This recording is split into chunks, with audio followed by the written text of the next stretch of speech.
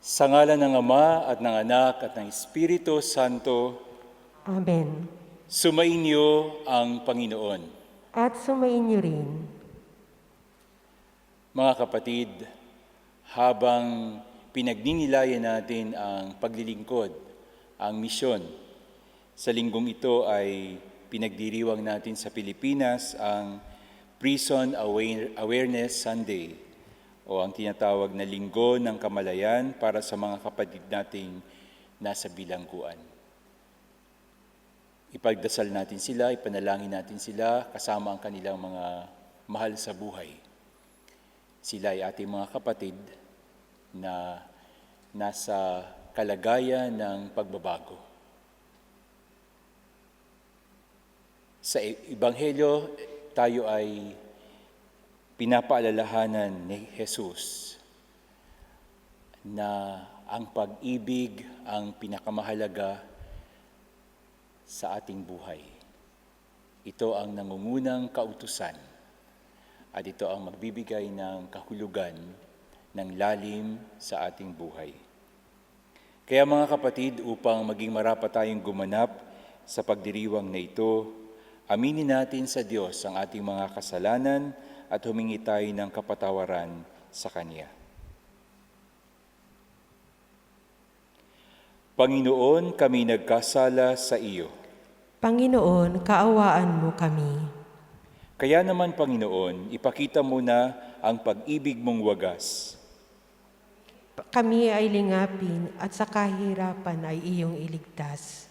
Kaawa nawa tayo na makapangyarihang Diyos, patawarin ang ating mga kasalanan at patnubayan tayo sa buhay na walang hanggan. Amen.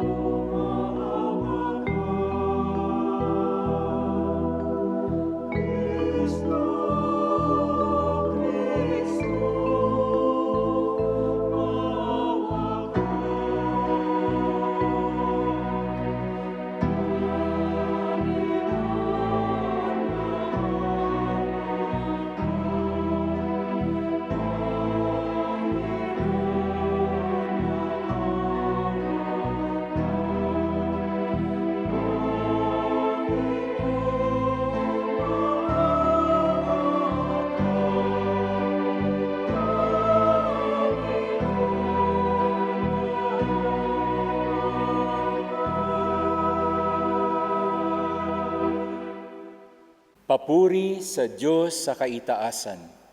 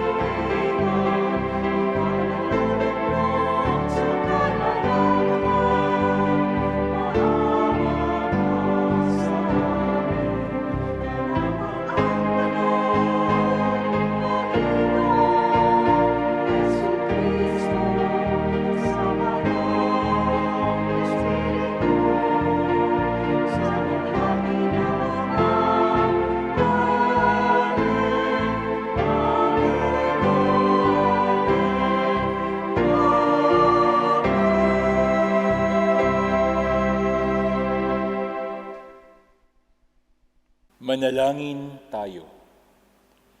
Ama naming makapangyarihan, ang pananampalataya, pag-asa at pag-ibig namin ay iyong dagdagan at gawin mong mahalin namin ang iyong mga kautusan upang sa mga pangako mo kami maging dapat makinabang sa pamamagitan ni Hesukristo kasama ng Espiritu Santo magpasawalang hanggan. Amen. Unang pagbasa. Paano natin mapatutunayan na wagas ang pag-ibig natin sa Diyos? Ayon sa Exodo, makikita ito sa ating kagandahang loob at pagdamay sa kapwa, lalo na sa mga mahihina, mahihirap, banyaga at mga bilanggo. Pagbasa mula sa aklat ng Exodo. Ito ang sinasabi ng Panginoon. Huwag ninyong aapihin ang mga taga-ibang bayan. Alalahanin ninyong ng ibang bayan din kayo sa Ehipto. Huwag din ninyong aapihin ang mga babaeng balo at ang mga ulila. Kapag inapi ninyo sila at dumaing sa akin, diringgin ko sila. Dahil dito, kapupuutan ko kayo at lilipulin sa pamamagitan ng digmaan. Sa gayoy, mababalo rin ang inyong mga asawa at mauulila ang inyong mga anak. Kapag nangungutang sa inyo ang mga kababayan ninyong mahihirap, huwag kayong hihingi ng tubo, tulad ng ginagawa ng mga usurero. Kapag may nagsanla sa inyo ng balabal, ibalik ninyo iyon sa kanya bago lumubog ang araw, sapagkat iyon lamang ang pambalot niya sa katawan. Wala siyang kukumutin sa pagtulog. Kapag siya'y dumaing sa akin, diringgin ko siya, sapagkat ako'y mahabagin. Ang salita ng Diyos. Salamat sa Diyos. Salmong tugunan, Puong aking kalakasan, iniibig kitang tunay. O Panginoon kong aking kalakasan, minamahal kita ng tunay na tunay.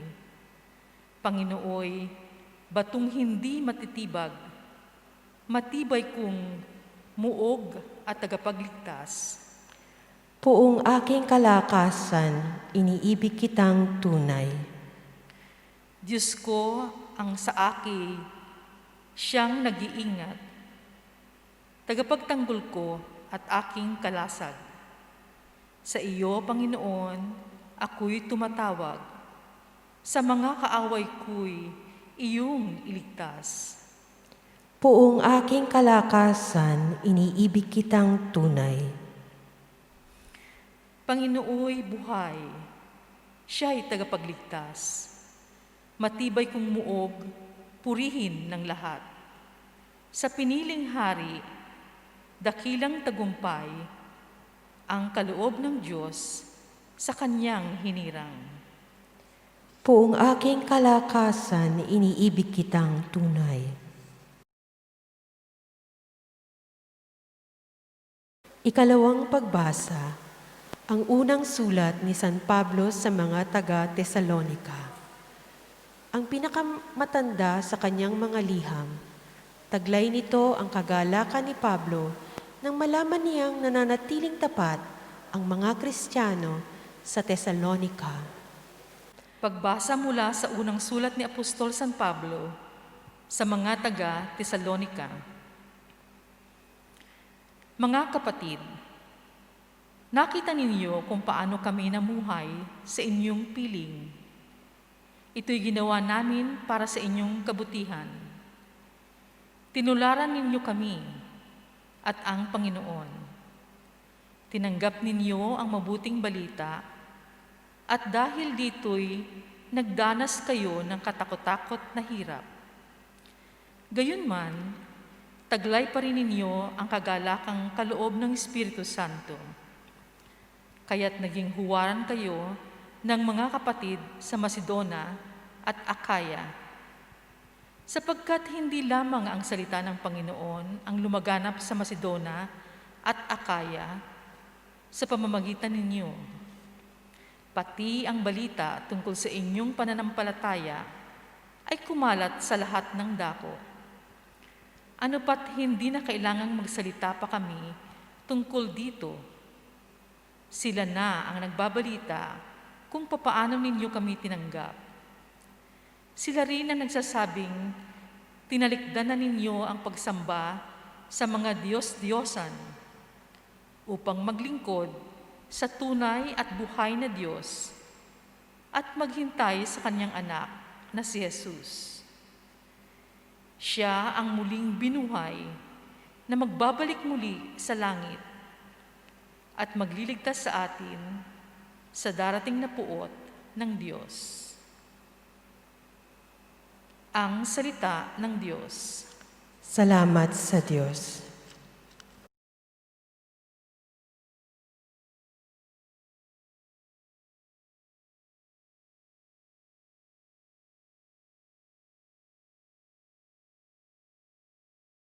Aleluya, aleluya.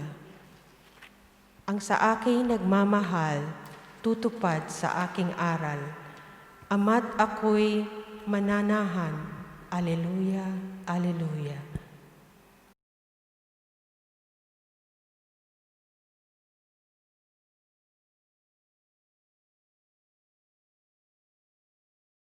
Sumainyo ang Panginoon. At sumainyo rin. Ang mabuting balita ng Panginoon ayon kay San Mateo. Papuri sa iyo, Panginoon. Noong panahong iyon, nagtipon-tipon ang mga Pariseo nang mabalitaan nilang napatahimik ni Jesus ang mga Saduseo. At isa sa kanila, isang dalubhasa sa kautusan, ang nagtanong kay Jesus upang subukin ito. Guro, alin po ang pinakamahalagang utos sa kautusan? Sumagot si Jesus, ibigin mo ang Panginoon mong Diyos ng buong puso, ng buong kaluluwa, at ng buong pag-iisip. Ito ang pinakamahalagang utos. Ito naman ang pangalawa, ibigin mo ang iyong kapwa gaya ng iyong sarili. Sa dalawang utos na ito nakasalalay ang buong kautusan ni Moises at ang turo ng mga propeta. Mga kapatid, ang mabuting balita ng Panginoon. Pinupuri ka namin, Panginoong Hesukristo.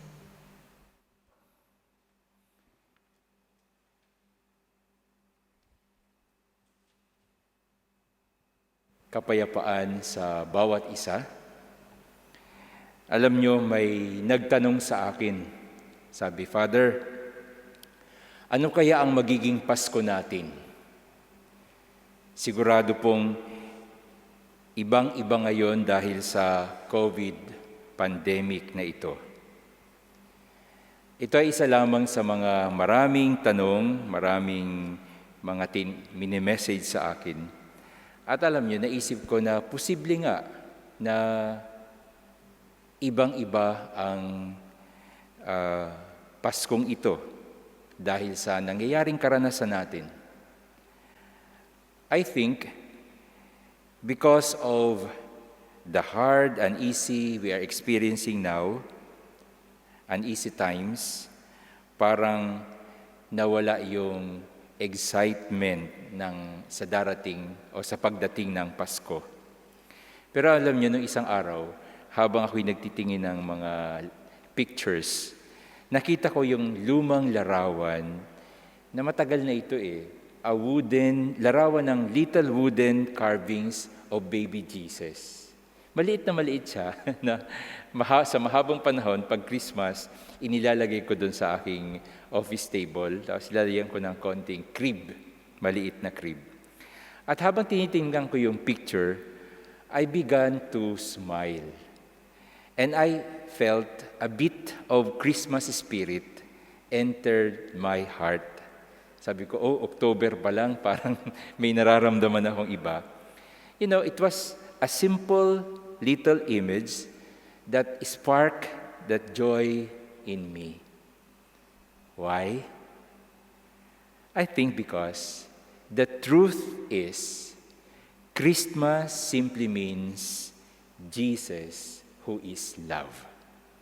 Si Jesus na pag-ibig, yan ang ibig sabihin ng Pasko.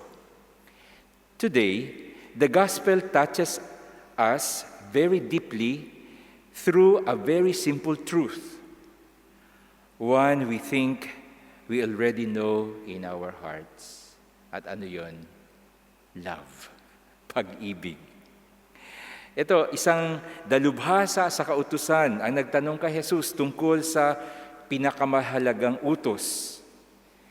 In answering the question, Jesus gives us His meaning of love and challenge of real love.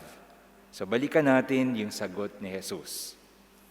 Ibigin mo ang Panginoon mong Diyos ng buong puso, ng buong kaluluwa at ng buong pag-iisip. Ibigin mo ang iyong kapwa gaya ng iyong sarili. This is not a mere motto, for it also outlines the concrete expression that must accompany any claim of love. Kaya pag sinabi nating, alam ko na ang ibig sabihin ng pag-ibig, let us go back to the answer of Jesus. Isa-isahin natin yung dalawang yon. Una, ibigin ang Diyos. Ang ibig sabihin nito ay Diyos ang siyang nangunguna sa atin. At ang Diyos dapat ang sentro ng ating buhay. Yun ang ibig sabihin ni Jesus. If we love God, dapat siya yung nangunguna sa atin, siya yung ating priority and the center of our attention and center of our heart. Subalit, sinabi ng Panginoon na kung gagawin natin ito, kailangang buong pagkatao. Kaya nga, sinabi niya, buong kaluluwa, buong pag-iisip, buong puso. Ang ibig sabihin, buong pagkatao. Hindi lamang salita. Pag sinabi nating mahal ko ang Diyos, kailangan yung kabuuan natin ang nagsasabi nito at kailangan nakikita ng konkreto yung mismong pag-ibig na yon. And then sabi niya ni Jesus, ibigin mo ang iyong kapwa gaya ng iyong sarili. Here, the measure of our love is ourselves, our love for ourselves. No? Ito ay kakaiba dun sa selfish love. No? Ito ay, ang ibig sabihin, kung mamahalin natin ang ating kapwa, dapat gaya ng nais natin sa ating sarili. At ang nais natin sa ating sarili ay mataas na pagmamahal. Kaya ito yung challenge or invitation to all of us. Sikapin nating buksan ang ating mga mata sa kapwang ating nakakasalubong araw-araw, pahalagahan ang kabutihang kanilang ginagawa. Ano man ang kanilang paniniwala, iparamdam ang pakikiisa natin sa kanila at himukin ang isa't isa sa landas ng pag-ibig, sa landas ng katarungan. Sabi nga, ang nananahan sa pag-ibig ay nananahan sa Diyos. Ito yung interpretation of Jesus with this love. So, ibig sabihin, Christian life is all about love. Yung ating pagiging Kristiyano ay tungkol sa pag-ibig. The center of our lives is none other than the love of God. Kaya lang ito for most Christians today, it is easy to speak about love of God. But in reality, the question is this truly our top concern individually? Is God truly our top concern? Love of God has natural corollary. Love must draw us to others, like our family and friends, but not only our family and friends, but also to neighbors and even total strangers who need our help. Bakit ba mahalaga ang pagmamahal sa kapwa? Dahil ang kapwa, nasa bawat isa, ang image of God. Kung sasabihin natin, mahal ko ang Diyos, ang bawat isa ay may image of God. Created in the image and likeness of God. And therefore, mamahalin din natin ang kapwa. So this is a natural corollary of love of God. So to love God is to love the other person whose God's image is in each one. So mga kapatid, today, Jesus offers us simple truth, a simple reminder, at yun ay love, pag-ibig. So kung babalikan natin yung sinabi kong tanong kanina, so ang tunay na kahulugan ng Pasko ay pag-ibig. This is the true spirit of Christmas. If we truly desire to grow in our lives, particularly that we are experiencing this COVID pandemic, we must be energized by love. Ito yung tamang-tama na occasion para lalo pa nating masabi sa pamilya, sa mga anak niyo, sa bawat isa, kung ano ba talaga ang tunay na kahulugan ng Pasko. Kung hindi natin siya maipagdiriwang the same as before, this time is a particular time to really teach one another the real essence and spirit of Christmas. And this is love and Jesus. And also remember, ibigin mo ang Panginoon mong Diyos ng buong puso, ng buong kaluluwa at ng buong pag-iisip. Ibigin mo ang iyong kapwa gaya ng iyong sarili. Amen.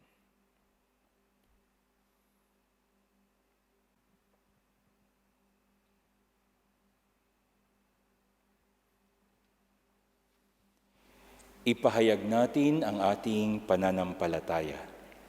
Sumasampalataya ako sa Diyos ang makapangyarihan sa lahat na may gawa ng langit at lupa. Sumasampalataya ako kay Kristo, iisang anak ng Diyos, Panginoon nating lahat, nagkatawang tao siya lalang ng Espiritu Santo, ipinanganak ni Santa Mariang Birhen, pinagpakasakit ni Poncio Pilato, pinako sa krus, namatay inilibing, nanaog sa kinaroroonan ng mga yumao, ng may 3 araw, nabuhay na magmuli, umakyat sa langit, naluklok sa kanan ng Diyos, amang makapangyarihan sa lahat, doon magmumula paririto at uhukom sa nangabuhay at nangamatay na tao.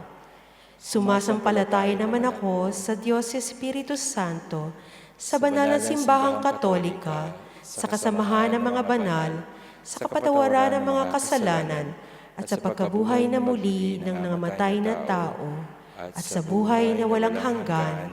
Amen. Manalangin tayo sa Panginoon upang hindi tayo makalimot na ang pag-ibig sa Diyos ay katumbas ng pag-ibig sa kapwa. Idalangin natin ang mga bilanggo sa buong bansa. Buong pananalig nating sabihin, Ama, dinggin mo ang iyong sambayanan. Ama, dinggin mo ang iyong sambayanan. Patuloy nawang kalingaan ng simbahan ang mga mahihina at maliliit at tulungan silang makahapon sa hirap at magkaroon ng tinig sa lipunan. Manalangin tayo sa Panginoon. Ama, dinggin mo ang iyong sambayanan. Gamitin nawa ng mga kawani at opisyal ng pamahalaan ang kanilang kapangyarihan para maglingkod at iangat ang buhay ng mga mahihirap. Manalangin tayo sa Panginoon. Ama, dinggin mo ang iyong sambayanan. Maging tapat nawa ang mga alagad ng batas, ang hukbong sandatahan, mga abogado at hukom, sa tawag ng kanilang tungkulin na ipatupad ang katarungan para sa mga naaapi. Manalangin tayo sa Panginoon. Ama, dinggin mo ang iyong sambayanan. Umiral nawa ang makatao at makadiyos na pagtrato sa lahat ng mga nakapiit, sa lahat ng bilangguan ng ating bansa. Manalangin tayo sa Panginoon. Ama, dinggin mo ang iyong sambayanan. Magkamit nawa ng kapatawaran ang mga nasa piitan at magsisinawa sila sa kanilang mga nagawang kasalanan. Manalangin tayo sa Panginoon. Ama, dinggin mo ang iyong sambayanan. Sa katahimikan ng ating puso, idulog natin sa Panginoon ang ating sariling kahilingan at ang mga kahilingan ng mga humihingi ng ating pagdarasal.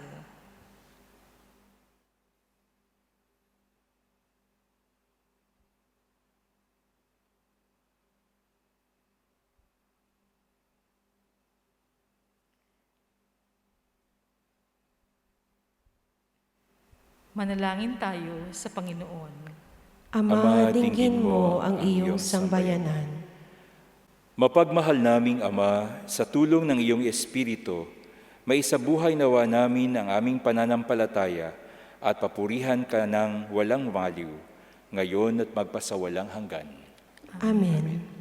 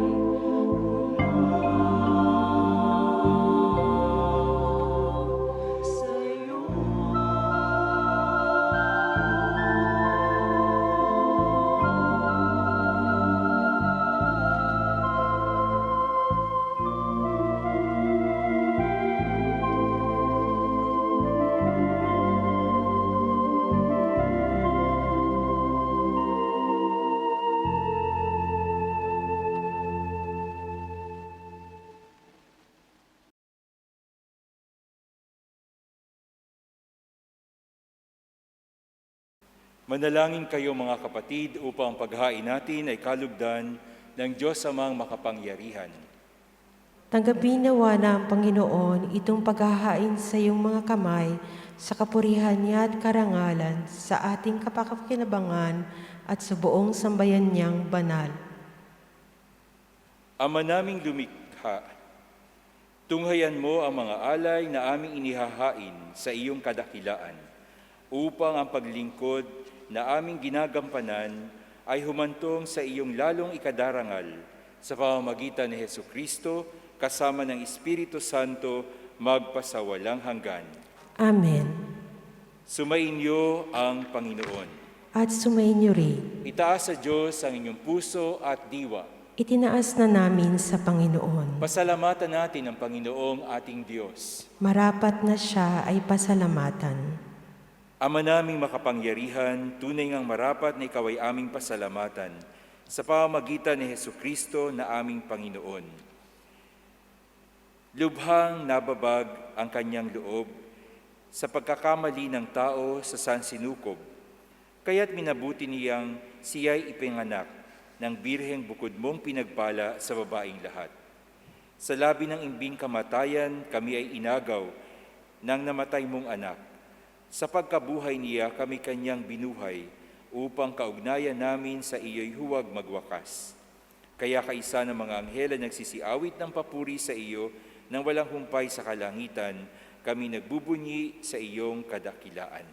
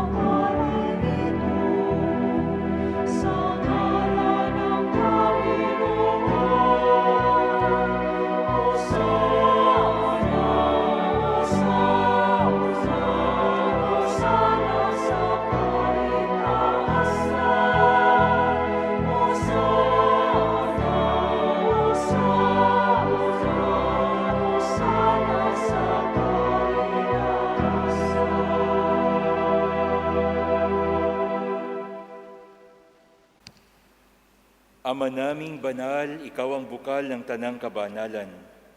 Kaya sa pamamagitan ng iyong Espiritu, gawin mong banal ang mga kaloob na ito upang para sa amin maging katawan at dugo ng aming Panginoong Hesukristo.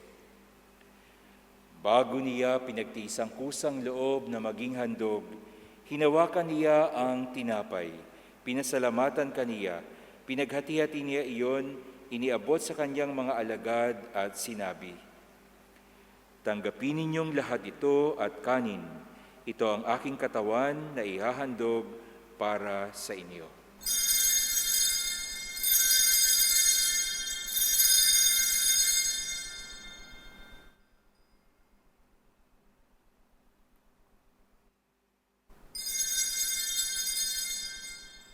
Gayon din naman nang matapos ang hapunan, hinawakan niya ang kalis, muli kaniyang pinasalamatan. Iniabot niya ang kalis sa kanyang mga alagad at sinabi, "Tanggapin ninyong lahat ito at inumin. Ito ang kalis ng aking dugo, ng bago at walang hanggang tipan. Ang aking dugo na ibubuhos para sa inyo at para sa lahat, sa ikapagpapatawad ng mga kasalanan. Gawin ninyo ito sa pag-alaala sa akin."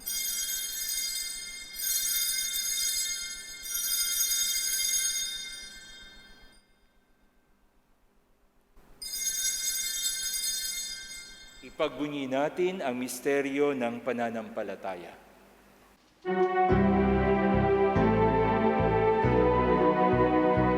Sa krus mo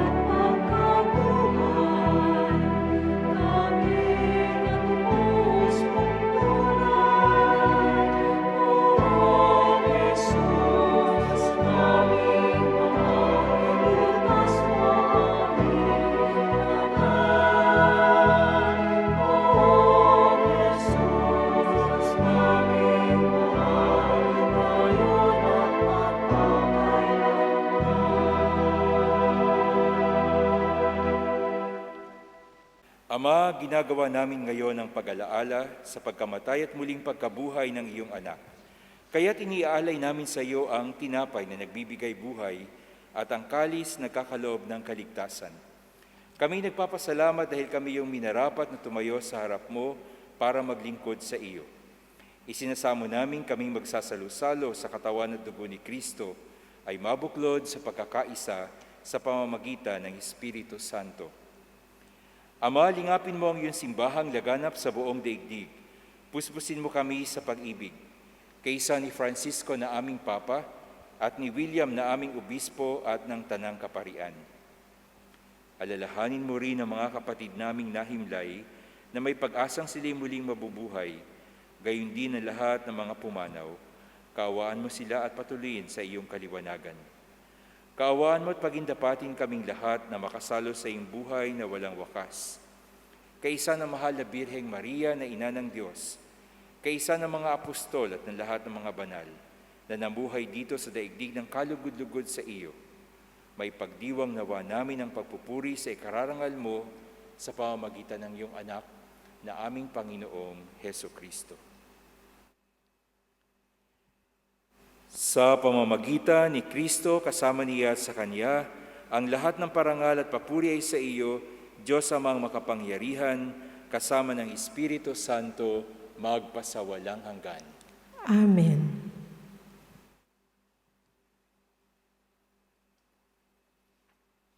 Bilang mga anak ng Diyos sa pag-ibig, dasalin natin ang panalangin itinuro ng ating Panginoong Hesukristo.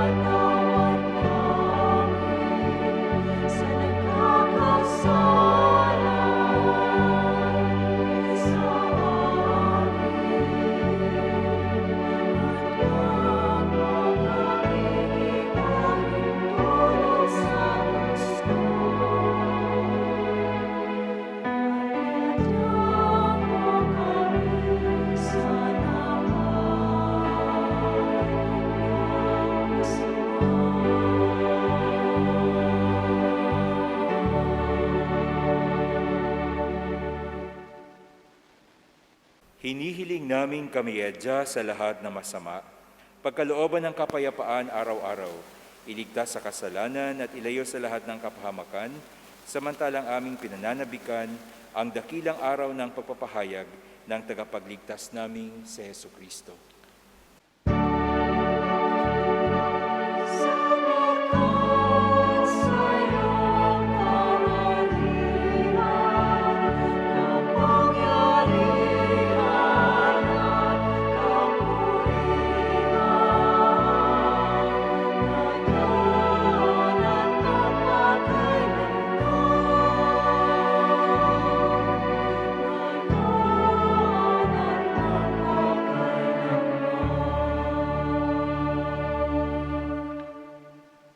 Panginoong Hesukristo, sinabi mo sa iyong mga apostol, kapayapaan ang iniiwan ko sa inyo, ang aking kapayapaan ang ibinibigay ko sa inyo.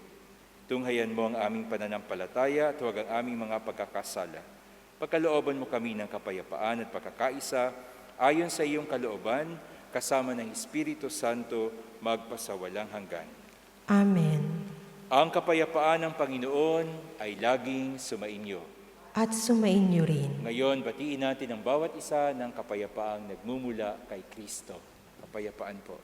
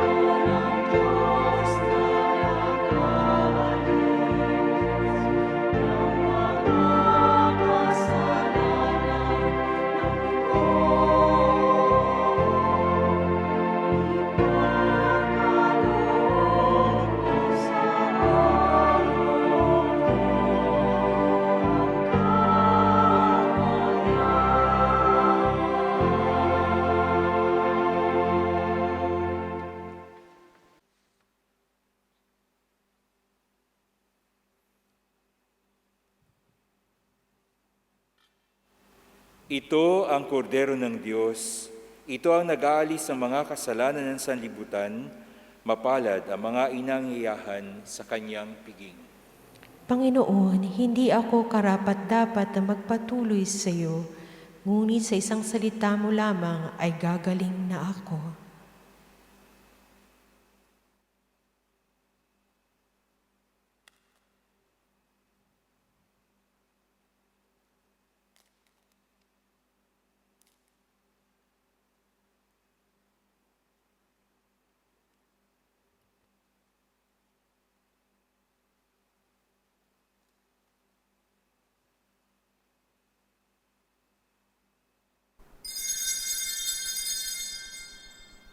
Magiging kaligayahang aming pakikinabangangan ang iyong pagtatagumpay.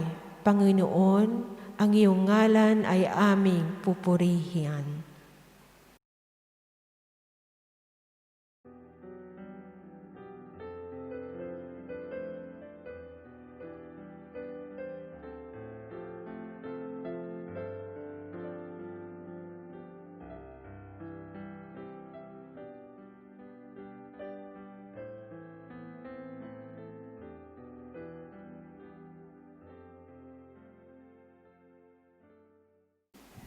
Manalangin tayo. Ama naming mapagmahal, maging lubos nawa ang aming pakikinabang sa tinanggap namin sa piging mong banal, upang ang aming ginaganap ng lantaran, ang siyang aming makamtang tunay sa pamamagitan ni Jesucristo, kasama ng Espiritu Santo, magpasawalang hanggan. Amen.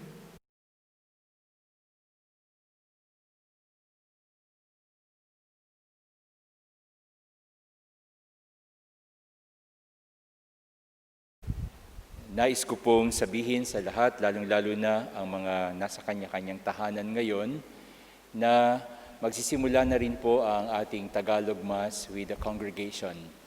Sa mga nagnanais pong makipagdiwang, pumunta lang kayo sa booking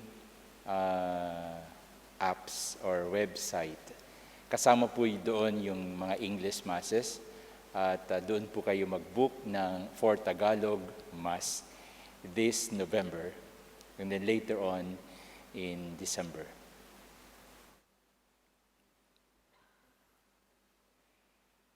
Sumainyo ang Panginoon. At sumainyo rin. Magsiyuko kayong lahat at hingi ng pagpapala ng Diyos.